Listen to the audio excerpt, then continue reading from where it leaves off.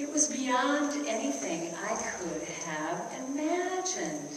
She was seeing Jesus in the wet and the sweat and the nasty. She was seeing Jesus. Her nasty, long-time dirt was being scrubbed away, not by her exhausted, trembling hands, but by the hands of another. Her precious housing deposit was being won back, not by me. She was seeing Jesus right there, down and dirty with her. She was seeing that she was not alone in the chaos. She was seeing that maybe, yes, possibly, there was a new beginning hidden in this ending. A new beginning for her, a new beginning for her granddaughter.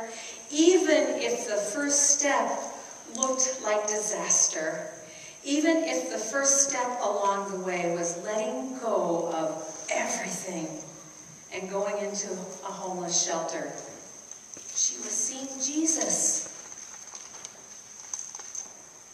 Well, I told my friend that story about a week later, and my friend asked me, and did you see Jesus in her?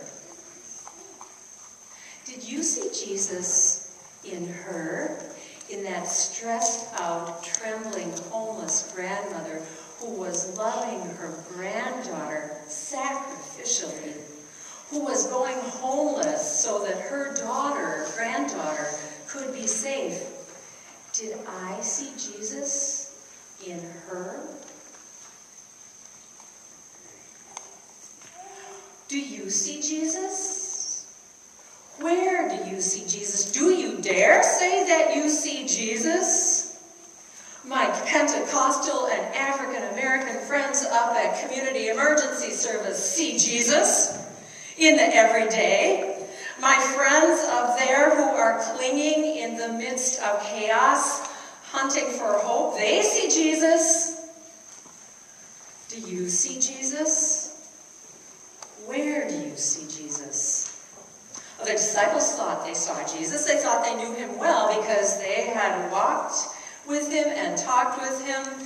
They had seen miracles. They had heard stories. Some of them they understood. Many were perplexing. A few were quite offensive, like that troubling conversation they had just last week when Jesus said he would die. And Peter said, "Oh, no, you don't have to die." And Jesus said, "Get behind me, Satan. You don't know the way." They thought they knew Jesus.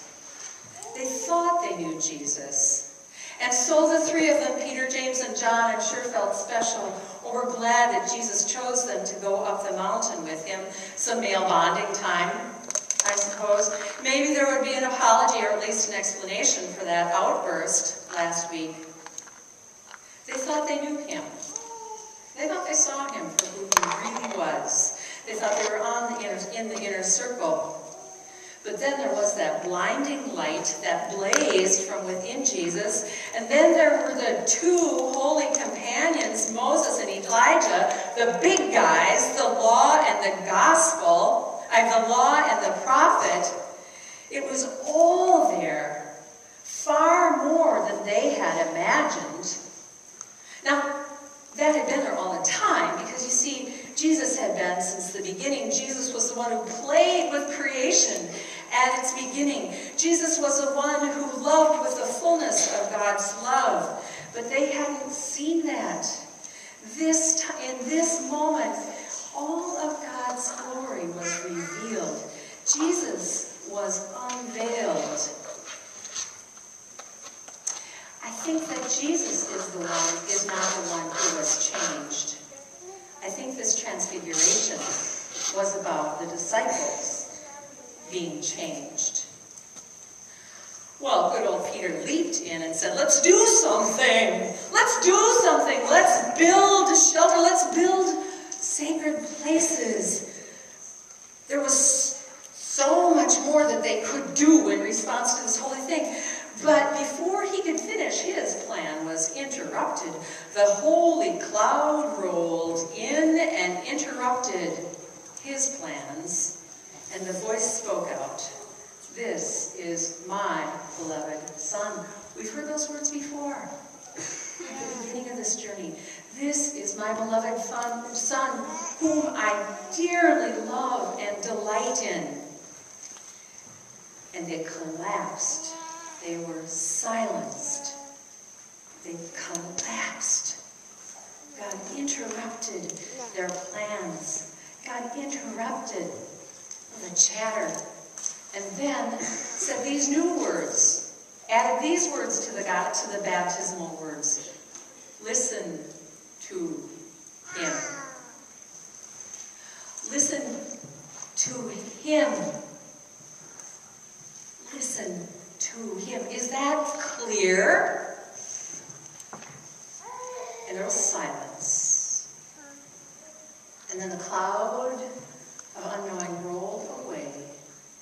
And Jesus and his friends were left there. And the next word was Jesus' word. And the next move was Jesus' move. And what did Jesus do? There is that wonderful treasure.